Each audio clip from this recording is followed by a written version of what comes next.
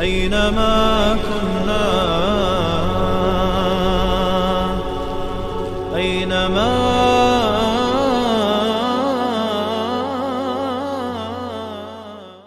لله والصلاة والسلام على رسول الله وعلى آله وأصحابه أجمعين، أما بعد، فقال المؤلف رحمه الله في باب التيمم: ومن لم يجد الماء وهو مسافر.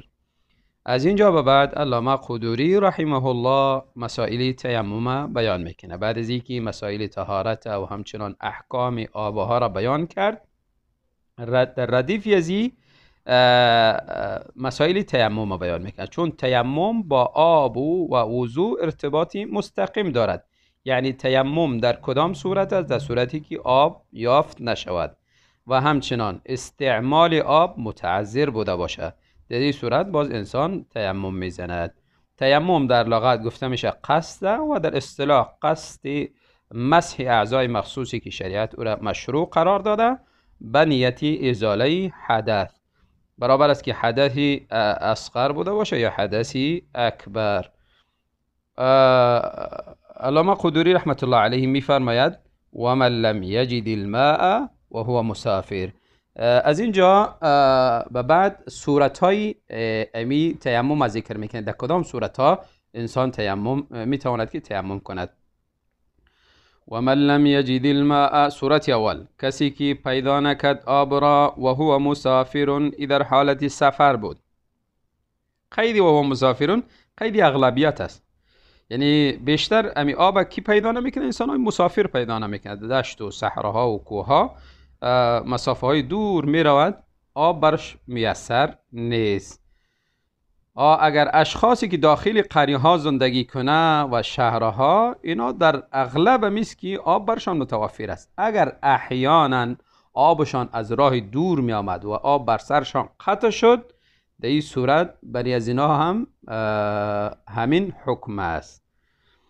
او خارج المصری و بینه و بین المصری نحو المیل، صورت دوم، یا اینکه بیرونی از مصر رفته شخص مسافر نیست، با حاجتی از حوائج بیرونی شهر رفته، بیرونی قریه رفته، مثلا مال داره، مال چرانی رفته، سری زمینش رفته، یا حاجتی از دیگر حوائجش.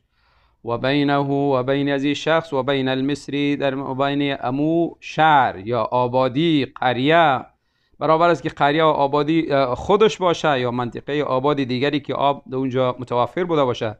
نحو المیلی، به اندازه 1 میل بوده باشه او اکثر یا بیشتر. 1 میل رأی اکثر علمای حنفیه است.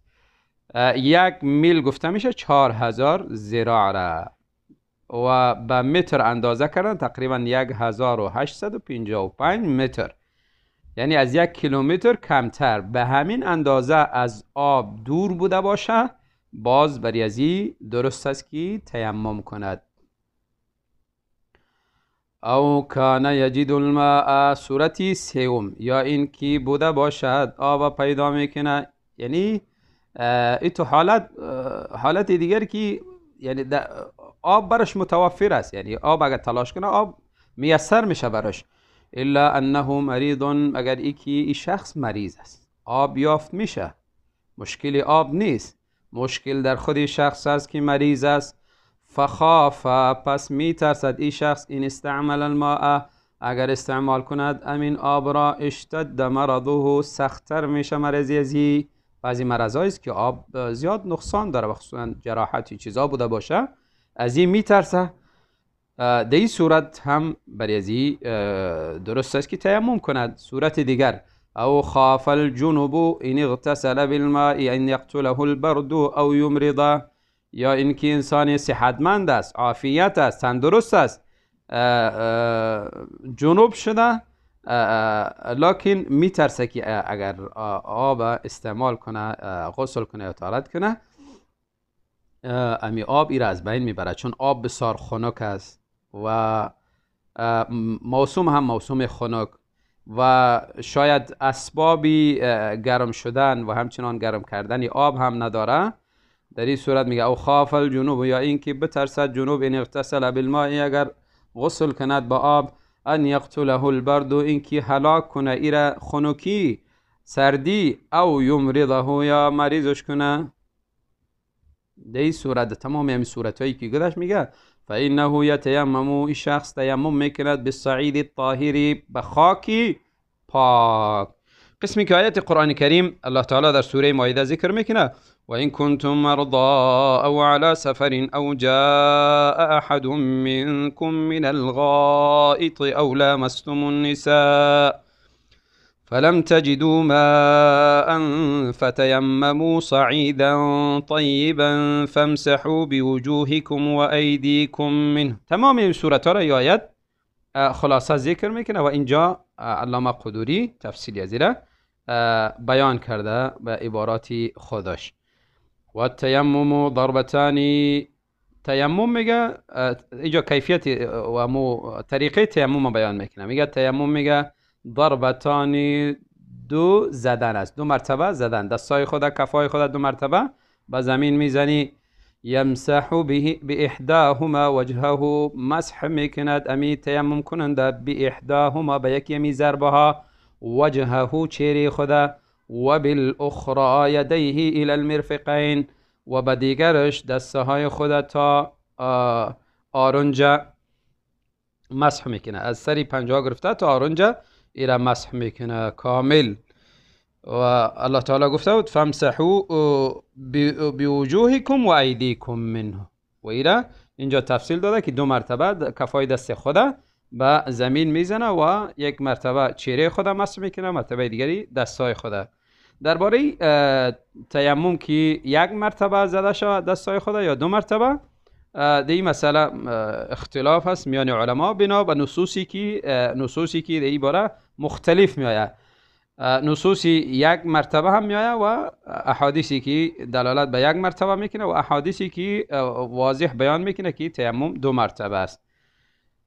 احادیثی که از او دانسته میشه که تیمم یک مرتبه است در صحیحین، صحیح بخاری، صحیح مسلم، یعنی احادیث نهایت صحیح است.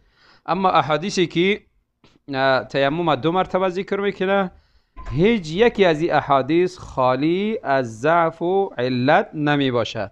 پس بهتر است که تیمم یک مرتبه انسان دستای خود در زمین بزنه، باز دستای خود پوف کده، بالای چهره خود مسح بکشه و باز بالای دستای خود، و این در احادیثی صحیح می آید. و اگر کسی دو مرتبه هم زد بالا از او انکار نمیشه، چون احادیث ای باب زیاد میه.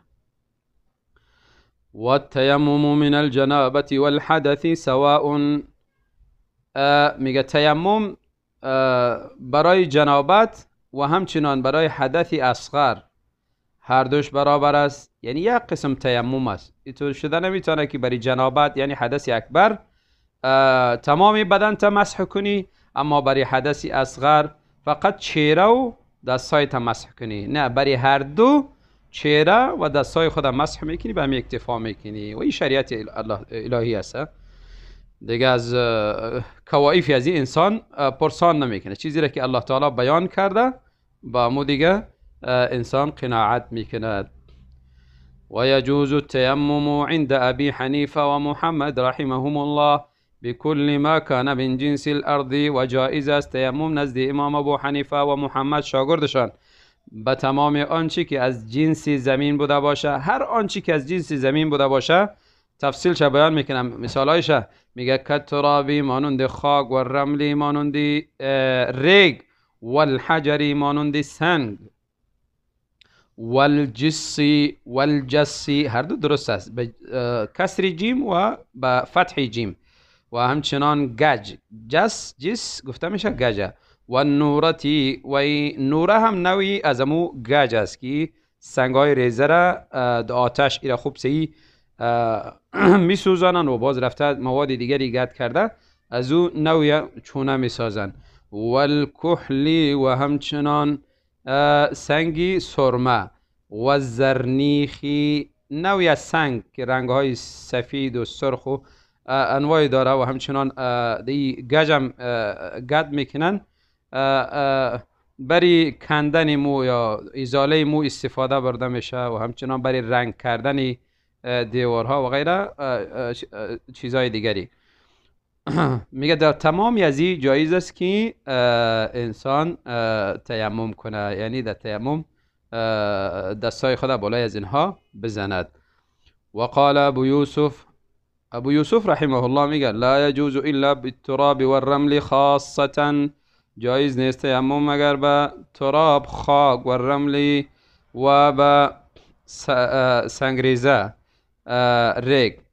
یعنی به این دو چیز اینا را یعنی حکمی سعید بالاشان میشه، با او خاطر میگه به منا جایز است، به متباقی از این درست نیست. و هر یکی از خود استدلالای دارن. در حدیثی که رسول الله صلی الله علیه وسلم خصوصیاتی خودشان ذکر میکنه، از جمله میگه و جعلت لی الارض مسجدا و طهورا، اونجا زمین آمده و طهارت زمین مطلق آمده و خاطر از او استدلال میکنن که عمومی جنس زمین هر چی که متعلق به زمین باشه درست است که انسان به او تیمم بزند. اما ابو یوسف رحمه الله چون آیت خاص برای تراب آمده، فتیمموا صعیدا طیبا، صعید اطلاقش بالای خاک میشه و همچنان ریگ و اینها سنگریزه تحت از او داخل میشن. والنیة فرض فی التیمم مستحبة فی الوضوء، نیت میگه در تیمم فرض است اما مستحب است در وضوء، قسمی که قبلا هم گذشت. و این فرقی به اساس است، نیت در تمام عبادات فرض است، در وضوء و در تیمم و در تمام عبادات. نیت اگر نبوده باشه عبادت تا عادت فرق کرده نمیشه و انسان با او عبادت اجرم نمیگیرد. و ینقض التیمم کل شیء ینقض الوضوء، نواقض تیمم بیان میکنه، میگه هر آنچه که وضو را میشکند تیمم هم همو چیزه تیمم میشکند. نواقض وضو گذشت که از جمله بول و براز و خون و غیره، همه اینها از جمله نواقض تیمم بود و همین چیزا نواقض وضو بود، همین چیزا تیمم هم میشکند. و ینقضه ایضا، اضافه به این چیزا این چیز هم تیمم میشکند. چی است؟ رؤیت الماء، دیدن آب، اذا قدر على استعماله، وقتی که قادر بوده باشه به استعمال آب، یعنی مریض نباشه.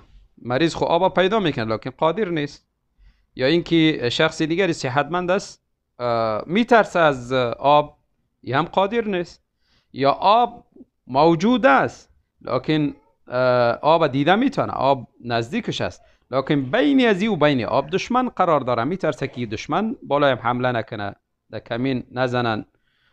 پس این تمام صورت ها قادر به استعمال ازی نیست، وضوء ازی نمیشکند و تیمم ازی نمیشکند. ولا يجوز التيمم الا بصعید طاهر، جایز نیست تیمم مگر به خاک پاک، یعنی به خاک پلید، قسمی که با آب پلید درست نبود که وضو بگیری، و همچنان به خاک پلید درست نیست که تیمم بزنی.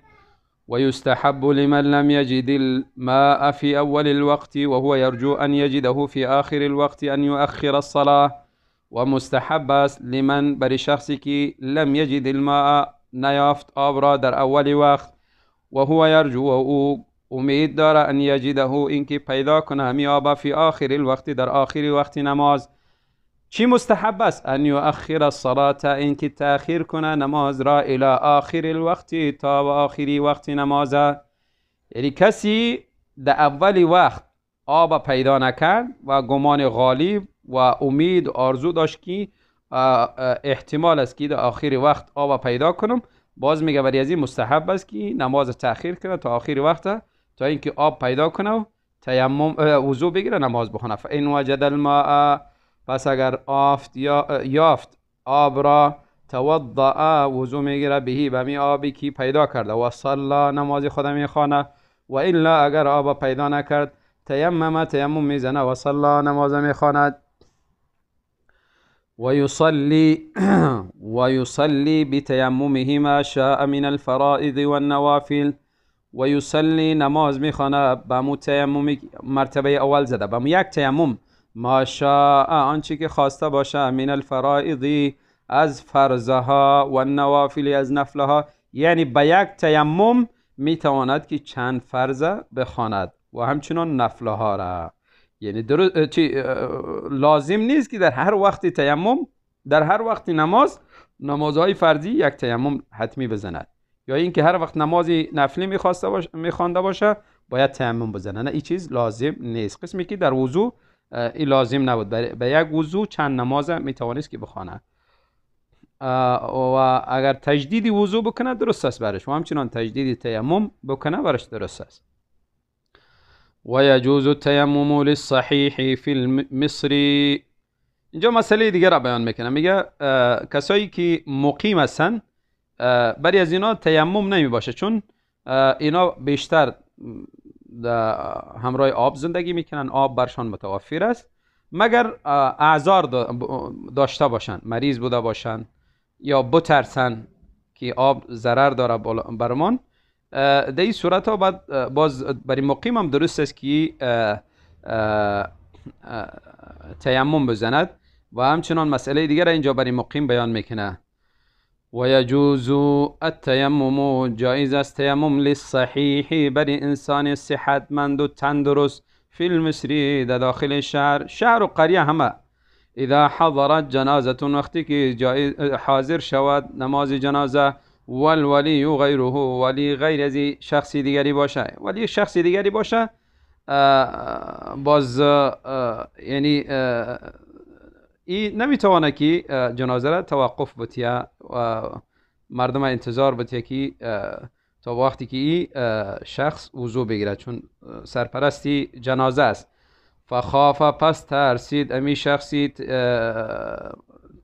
شخصی که غیر از ولی است. این اشتغل بالطهارت، اگر مشغول شود به طهارت، ان تفوته الصلاة، این که فوت شود از پیش از این نماز جنازه، فإنه، پس این شخصی تیمم میزند و یصلی، نماز جنازه را میخوانه.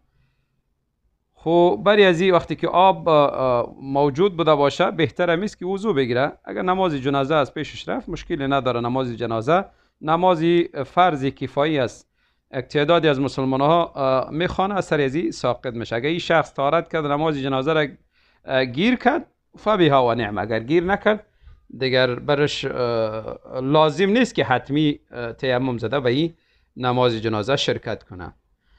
و كذلك من حضر العید، و همچنان امی حکمی امی شخصی دیگر داره که شخصی که حضر العید، حاضر شود نماز عید را، فخاف، پس بترسه، این اشتغل بالطهارتی، اگر مشغول به طهارت شود، تفوته صلاة العید، اینکه از پیشش فوت شود نماز عید، فإنه، پس شخص تیمم میکنه و یصلی، نماز عید میخوانه. برای از هم لازم نیست، باید شخص وضو بگیره در وقتی که آب موجود است. اگر نماز عید گیر کرد نماز میخوانه امرای امام، اگر گیر نکرد باز 2 رکعت خودش تنها میخوانه. و این خاف من شهد الجمعه، این اشتغل بالطهارة ان تفوته صلاة الجمعه. اینجا مسئله دیگر را بیان میکنه، میگه اگر ترسید من شهد الجمعه، کسی که حاضر شد، من شهد الجمعه، کسی که حاضر شد نماز جمعه را، این اشتغل بالطهارة، اگر به طهارت مشغول شود، ان تفوته صلاة الجمعه، این که فوت شود از پیشش نماز جمعه، لم یتیمم، در این صورت باز تیمم نمیکنه. چرا؟ ولکنه یتوضا، بلکی وضو میگیره. فإن ادرک الجمعه، اگر نماز جمعه را درک کرد بعد از وضو گرفتن، صلاها، نماز جمعه را میخوانه. و الا، اگر درک نکرد، صلی الظهر 4، نماز پیشینه 4 رکعت میخوانه. میگه نماز جمعه به خاطری که بدیل داره، و اما نماز عید و جنازه اینا بدیل نداره، اونا هم بدیل داره. نماز جنازه بالاش فرض عینی نیست، اگر توانست میخوانه. نماز عید بدیل داره، 2 رکعت نماز اگر پیش فوت شد بخوانه، اگر نخواند هم گناهگار نمیشه. و كذلك اذا ضاق الوقت، همچنان حکمی امی شخصی که نماز جمعه را حاضر شده و وقت برش میسر نیست، نماز از پیشش فوت میشه، وضو میگیره، همچنان حکمی از او میگه شخصی دیگری داره. اذا ضاق الوقت، وقتی که بسیار تنگ شود وقت، یعنی وقتی نماز بسیار کم بماند، فخشیه پس بترسد این توضع اگر وضو بگیرد فاته الوقت از پیشش فوت میشه وقت چی؟ وقت نماز. لم یتیمم در این صورت باز تیمم نمیزنه ولکن نه یتوضا بلکی وضو میگیرد و یصلیها فائتة همین نماز فرضی را قضا میخوانه. این نماز فرضی را که وقتش تیر میشه برای ازی جایز نیست که این نماز یعنی خطرش بسا زیادتر است. نماز فرضی به خصوص وقتی که برای ازی در اینجا تیمم جایز نیست، به طریق اولا برای نمازی کسی که عید میخوانه و برای کسی که جنازه حاضر شد برای از اونام تیمم درست نیست بلکه وضو بگیرن. والمسافر اذا نسی فی رحله و مسافر وقتی که فراموش کنه آب را، اذا نسی الماء فی رحله وقتی که فراموش کنه آب در بار خود، رحل گفته میشن باره، فتیمم پس تیمم میزنه و صلی نماز خود میخوانه، ثم ذکر الماء باز در یاد آورد آب را، فی الوقت در همی وقت نماز، لم یعید صلاته اعاده نمیکنه نماز خدا. عند ابی حنیفه و محمد رحمهم الله، یعنی شخصی در وقت نماز آب خدا فراموش کرد که آب ما در بار آب داشت و این را فراموش کرد، باز تیمم زد و نماز خدا خواند. بعد از اینکه نماز خواند یاد آمد که او ما خود داخل بار آب داشتم، در این صورت میگه نماز خدا دیگه اعاده نمیکنه. و اما ابو یوسف میگه و قال ابو یوسف یعیدها، نماز خدا اعاده میکنه. میگه مسئله اجتهادی است. وليس على المتيمم اذا لم يغلب على ظنه ان بقربه ماء ان يطلب الماء. اینجا مسئله دیگر بیان میکنه که شخصی در یک صحرا و دشت و بیابان قرار داره، گمان غالب و شمیز که در اینجا آب پیدا نمیشه هرچی تلاش هم کنم، در این صورت باز لازم نیست بالا از اینکه تلاش کنه، خلاص تیمم میزنه نماز خدا میخونه. ولیس این باشه علی المتیمم بر شخصی تیمم زننده، اذا لم یغلب علی ظنه، اذا لم یغلب علی ظنه وقتی که غالب به ظنش ای نیا یکی ان بقربه ماء یقینا نزدیکی از آب است، یعنی این در ذهنش در غالب ظنش این نیا یکی در نزدیکی ما آب است. ان یطلب الماء یعنی بالای از چی نیست؟ ان یطلب الماء این که آب تلاش کنه، یعنی گمان غالبش ای بود که در همی اطراف ما آب وجود نداره، باز در این وقت تلاشی آب نمیکنه تیمم میزنه. فان غلب علی ظنه پس اگر غالب ظنش ای بود که ان هناک بقربه ماء در نزدیکی ازی آب است، یعنی گمان غالبش می بود که نزدیکی ما آب است، لم یجوز جایز نیست برای ازی ان یتیمم اینکه تیمم بزند حتی یطلبه تا اینکه امی آب طلب نکنه.